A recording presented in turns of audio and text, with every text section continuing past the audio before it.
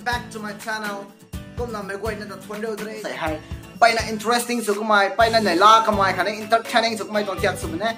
Rồi đổi hay lùi khóc xuống à.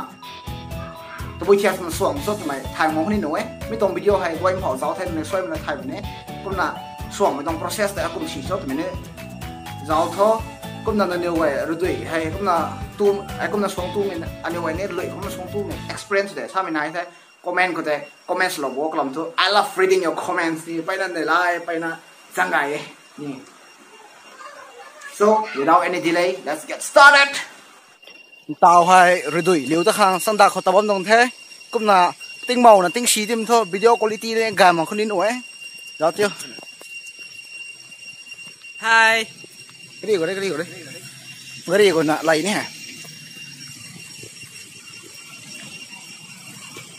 À.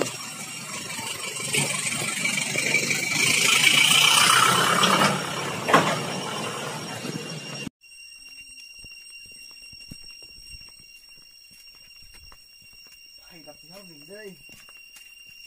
Ngạc không? Để tôi lá không? Ha? Để tôi có bông có bao giờ có rồi? Bao giờ cũng rất thế. Bây giờ Này phát mê kiểu lúm hơi ní. Và 40 nih 40 đi rồi.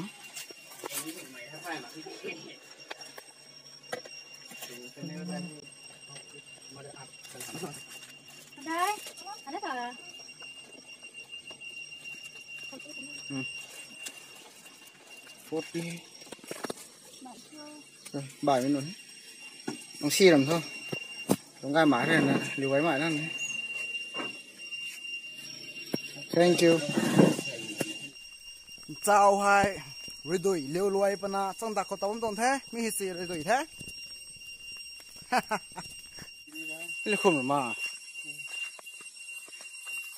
Tiêu cũng. Cái này thì tung. Không đi đấy. Đi kia à? Khủng chứ.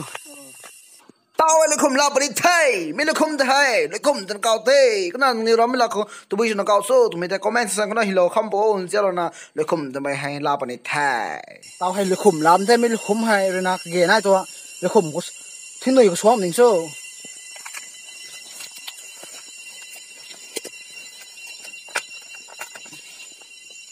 Adu đó không? Đây vùng lán rồi thôi. Cái nồi cái mà mảng là không? Này. Hú đi thì. Bà gai này. Bò càng ta. Bò rái sách.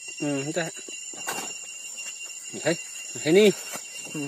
Này khủng đi. Ai là khủng bậy lá thế tao hay. Mấy là khủng này cái gì này tôi ní, xảy trong số lính tông coi. Cái bạc tê chỉ liền cho. Bạc bậy gì. Mấy là back side, mấy là front side. Back side là white color khó, front side là green color khó. Thinh bay rối vấn nè. Mấy thinh bay nè, cái ghế đấy rồi ní, xảy số lính tông coi, cái ghế đấy nó gột ít thôi à. Không dám rồi na. Giáo lô, ai thinh bay rối tông thiệt hay. Thinh bay rối mình thiệt hay nó hay lắm mà cái là cái gì. Mấy năm mình xuống tông thiệt cái giáo con này. Official smart dong ya kali.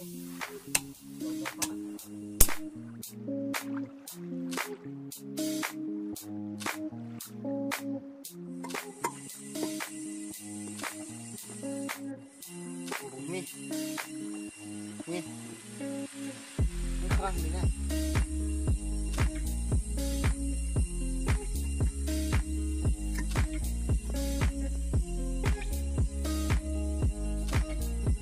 Khát cho tàu hay tàu loại thế, cũng là tàu hay khạc xẻm đó thôi thế. Tinh màu cái này, tinh màu cái gì, bay nè, lúm xì đấy.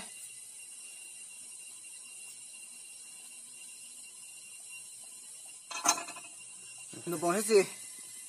Cái này cái này thế. Giao thôi, tụi bây đồng chắc được xoắn một số. Rồi tùy, thế này có xoắn khác. Cứ mình hết, ăn cũng thôi thế nào. Giao lô sầm lô.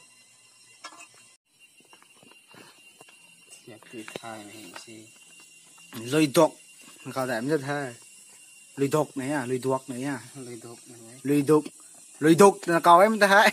người làm mấy là cái tụi cao thay mấy lùi đục cái xem đấy tao hả tao rồi tụi xoang hàng lùi cái xoang hàng đấy nè tụi chắc con xoang rồi tụi mình giáo lo rồi hả tụi này tụi xì này thay một cái lùi đục cao em ta hả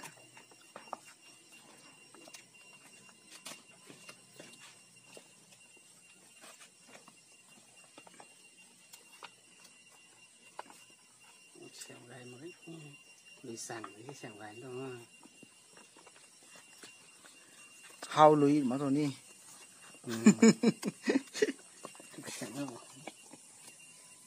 không nghe đi sẵn nó một cái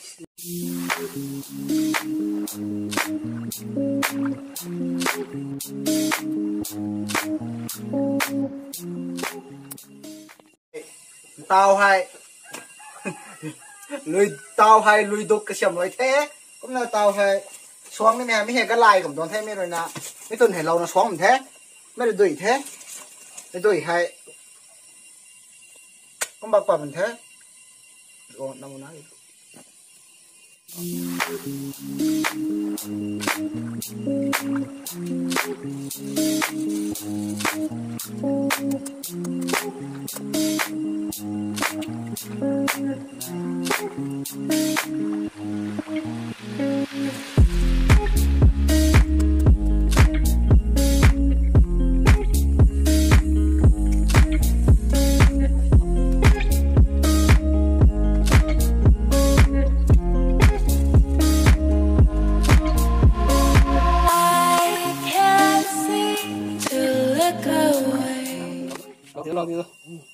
tao hay mấy lá thế lâu ngâm không lồn thế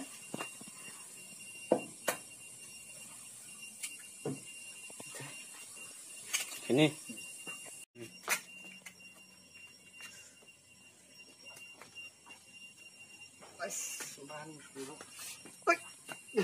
cắm à cặp này này hết rồi ha sao có được không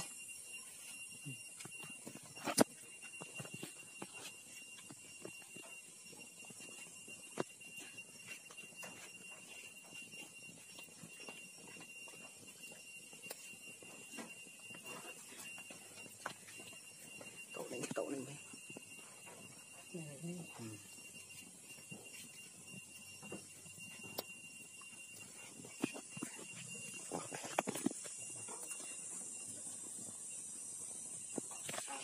cái chân lông khẩu mai đàng bấm nên thôi phải là lùm xì ấy cũng là mi tuồng xoang mấy tuồng thiệt hay para simple đấy rồi đuổi thì lo pan là cũng là lùi có thể lâu thế lùi có thể lâu thế là cũng là mai thì rào là cũng là xoang đấy simple step đấy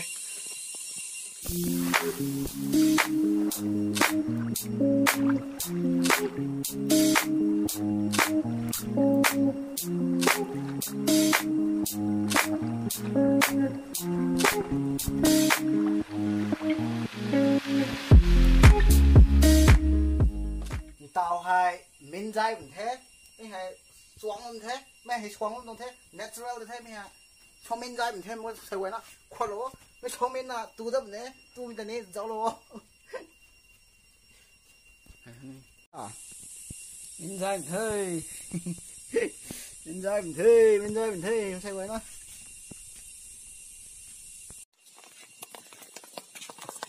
cái này nó nằm này mi nằm đấy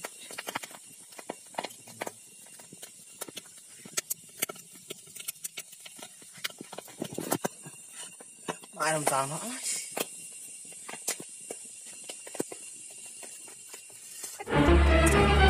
oh no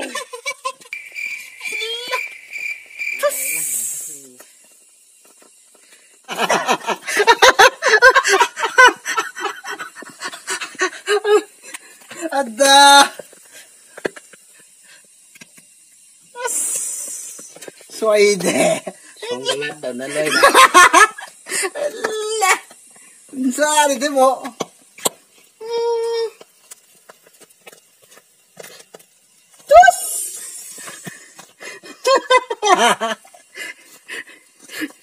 cố lăng thế thể alright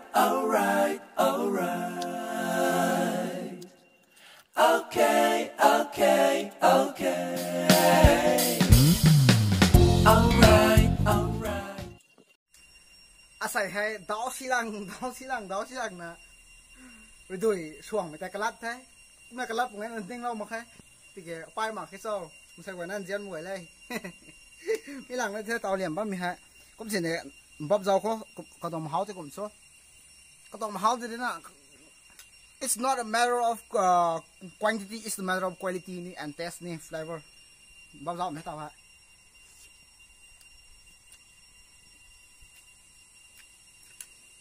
super very tasty tua hơi nè natural đi nè natural anh nếu thảo nó ngâu miếng xuống tua thế mấy rồi nè natural thế